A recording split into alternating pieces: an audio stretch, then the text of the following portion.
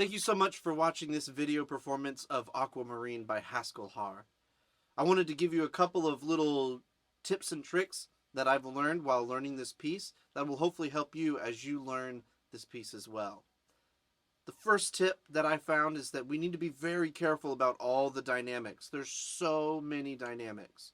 And for me, I like to use both the change in stick height as well as the change of location on the drum to help my dynamics. Now, however you choose to play dynamics, just make sure that you are consistent every time you change from forte to piano. You do it the same way every time. Every time you change from mezzo piano to forte, any change in dynamics, always focus on the consistency between each dynamic. For me, when I change zones, I know exactly where each dynamic is supposed to be played on my instrument. The next tip is to color your page. Now this is strange because a lot of people think, oh, I don't want to put any marks on my page. Quite the opposite. We actually need to mark up our page a lot because there's a lot of details that are very easy to lose track of if you don't make them noticeable.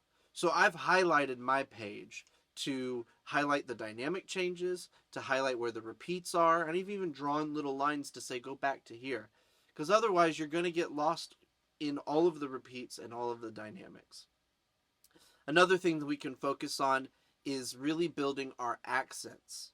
So when we play accents, we want them to be emphasized beyond the normal dynamic that we're playing, but we don't want to overplay them. So a lot of people will take an accent and really exaggerate it. But the problem with that is that we have a tendency to harm ourselves by overexerting, and we also have a tendency to damage the head by overplaying it or using too much force on the skin. So all we need to do is take whatever dynamic we're playing and just elevate it one dynamic higher. So if we're playing piano, maybe play your accents at the level of a mezzo piano, something noticeable, but not too extreme to cause any damage. And the last thing that I'll say about this piece is the tempo, which there is none. And I have chosen a moderate tempo to play. I'm playing at 112 beats per minute today. And this is a little tricky to play at 112 beats per minute. So if you need to, go back and listen to this performance, but slow it down. Now, there's a little setting on the bottom that you can use to change the speed of the video. Slow it down so that you understand it and can play it comfortably. And then work your way up to a nice moderate tempo, somewhere around 112, maybe even 120.